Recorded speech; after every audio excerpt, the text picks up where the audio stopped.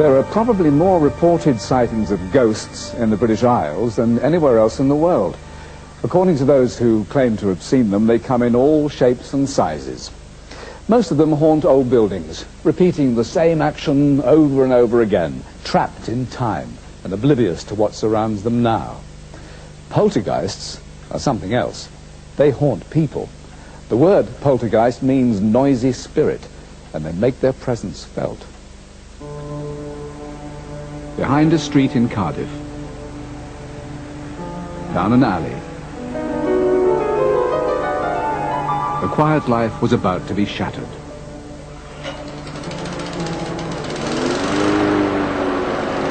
We started in this building about 15 years ago, repairing all sorts of grass cutting equipment, and later on we started to sell mowers.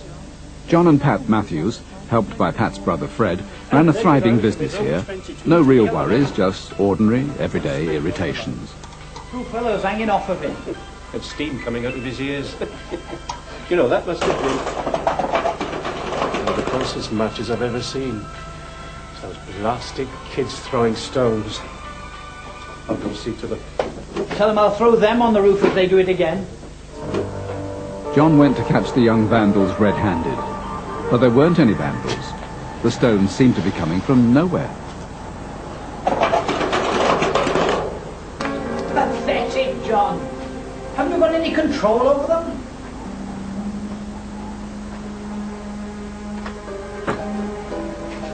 There's nobody out there. And the other one. Come out of thin air, did they? Baffled. We were baffled that there weren't any kids around here, and nobody that could throw stones. We just couldn't understand it. We just couldn't understand where they were coming from. I thought he was a nutter, to be honest. I thought he was mad. I thought people throwing stones, it's got to be. Can't be anything else. And I started to get worried that there was something strange here in this building. Whatever it was about to move in at Mower Services. I would see little things flying across the room. Used to just throw stones and things like ball bearings. Then suddenly, in this one corner of the shop, it got ice cold. And then there's a terrible smell of burning. Somebody, or something, seemed to be playing childish tricks, like hiding keys. We searched high and low for these keys. It went on for 5-10 minutes or so. Then all of a sudden these keys came shooting across the floor. Then money began appearing. Every morning it got in turns, we were having it in turns, each had a £5 or £10 note, and then stuck in the ceiling tile. Unable to believe that one of them wasn't responsible, the family set up a test. They said, close the doors, both sides, and we'll see what's happening. Right, come on then. We're going to settle this once and for all. Hands on the bench. Fingers touching. Right. Come on then. Throw us a stone.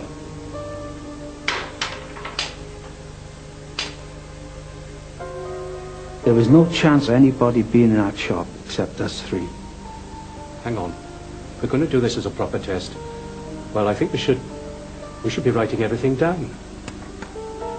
With that, a pen dropped, and then I started saying things like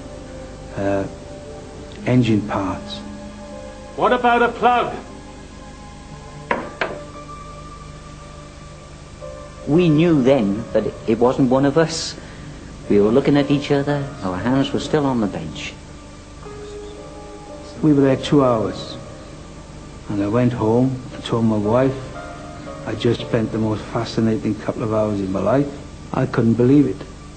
We were never really afraid of it. It became part of the family. We decided that we'd name him. We called him Pete the Poltergeist. A poltergeist called Pete? Could there be such a thing? And why was it favouring Mower Services with its attentions? The family needed expert help. They called in David Fontana, a university professor with an interest in the paranormal. Most of my visits were unannounced, so they didn't know that I was coming at any particular time. With the element of surprise, the professor would surely get to the bottom of what was really happening. As I entered the workshop, at that very moment, a stone was thrown across the room and bounced off a piece of machinery. And John was sitting there talking to one of the sales representatives, but there was no question that either of them was involved in this. And John looked up at me and said, "There, see what I mean? He's greeting you." I think I was very pleased, actually, because it's so rare for an investigator to be there when things actually happen. That made me take things very much more seriously than perhaps I otherwise would. Professor Fontana was so convinced that he filed reports on what he called the responsive poltergeist. He said it possessed both intent and the rudimentary intelligence necessary to accomplish this intent. And he drew diagrams showing how, when objects were thrown into a corner he called the focus of activity, some force catapulted them back. You don't see the things in midair. You hear them hit the wall and clatter to the ground, you look round and the stone is there, but you don't actually see it in flight. Which, in a sense, rather strengthens the idea that nobody's playing tricks, because if they were, you would see the thing in flight. With Professor Fontana's reports, the case began to attract attention across Wales. I wouldn't like people, you know, to get the wrong idea, and we were afraid if we started advertising about it, you know, we would frighten customers away. But the customers kept coming, and so many people were eyewitnesses that this became one of the biggest poltergeist cases ever. After thieves broke into mower services one night, the insurance assessor who came witnessed it too. When I was there, I heard the stones or noises coming from the back of the shop. But when I asked them what it was about, I was told, "Oh, that's Pete the Poltergeist." I didn't really believe him. So I opened the door and looked through, and I could see a stone whizzing around on the floor. There was nobody else out there. Even the Baptist Church, one of two chapels either side of mower services, began to experience poltergeist phenomena. Before I knew anyone else had problems, one evening I was working up here in the office and stones started hitting the window.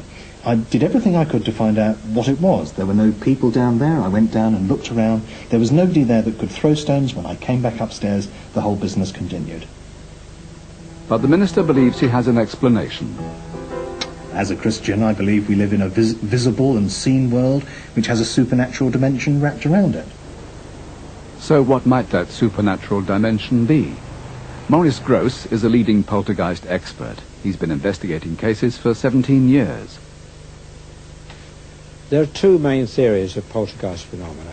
One is that some people have the ability to exteriorize a force which affects their physical surroundings without physical means. And the second theory is interference by outside entities. Now, we don't know what these entities are, but sometimes they appear to be spirits of dead people. Nobody knew what the mower services poltergeist might be until one day Fred says he saw it. We were fixing this mower on the floor, and I looked up, and it was a tiny boy. John, don't do anything too violent. What are you talking about? I'll have to be violent to get this thing off. No, I don't mean that. No, do as I say. Don't turn around quickly, but look up gently at the shelf behind you, okay? What are you talking about? He was up there, on the shelf. A little boy. It must be Pete.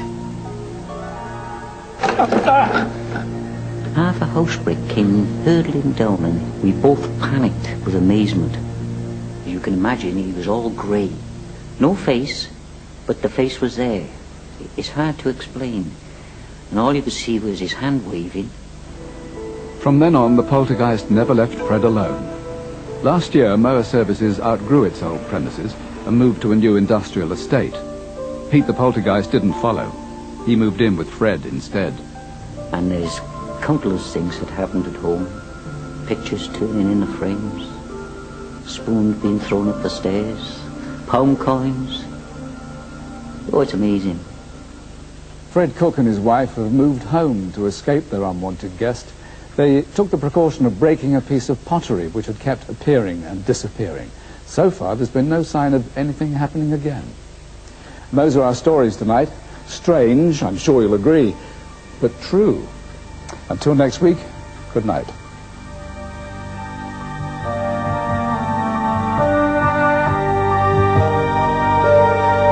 Michael's in the company of Michael Palin, Nigel Kennedy and Princess Anne tonight. Don't miss Aspel and Company at 10 o'clock. Meanwhile, Joanna Lumley guides us through the trials of love and marriage.